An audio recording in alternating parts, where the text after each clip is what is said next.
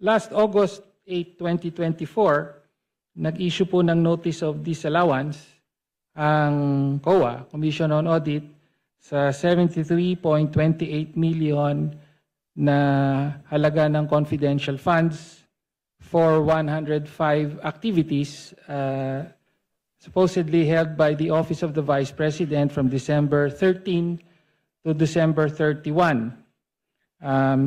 Sabi ng COA ay wala raw accomplishment reports na naipakita or sinubmit ang Office of the Vice President para dito at inaatas na o inuutos na ibalik ang pera ng Vice President ni Gina Acosta bilang Special Disbursing Officer at ni Julieta Villa del Rey bilang Chief Accountant.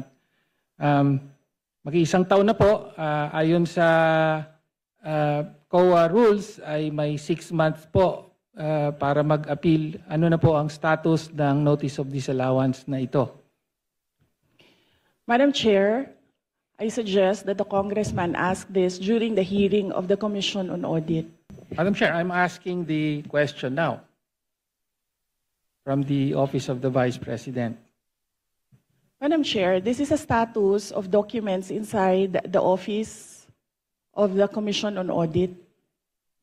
So it has to be the Commission on Audit who will answer what is happening to this Notice of Disallowance. Ang sabi po kasi ng COA, December 30, yung mga 105 activities na inilunsad dun sa mga dinisilaw na activities ay nangyari between December 13 to December 31.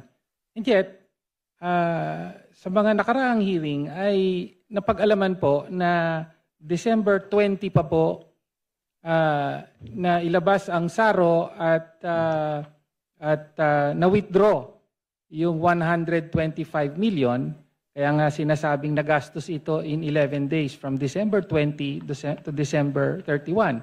So ang tanong lang po natin, ano po ang paliwanag doon sa nakapamahagi na kayo ng mga sinasabing reward money noong December 13 pa lamang samantalang hindi pa po lumalabas ang pera ng confidential funds. Pwede po bang maipaliwanag yon?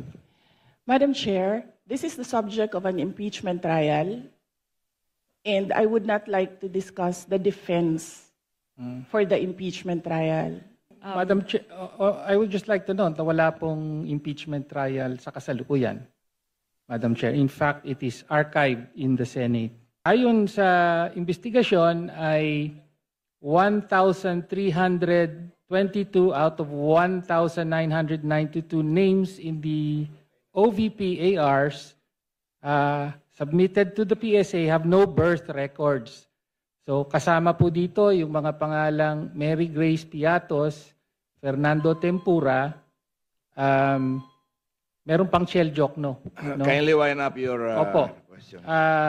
Again, pwede po bang mapaliwanag ng Vice Presidente kung bakit ganon ang sinubmit at bakit walang supporting documents ang mga accomplishment reports na ito? Madam Chair, again, first, if the committee would like to ask how the Commission on Audit conducts its audit, I request that all the questions be propounded during the hearing of the Commission on Audit. Second, the subject confidential funds is a matter in impeachment proceedings, which is archived, but there is a pending motion for reconsideration in the Supreme Court. I cannot discuss defense strategy. Number 3, I cannot discuss intelligence operations and cannot explain how intelligence operations are done without compromising national security.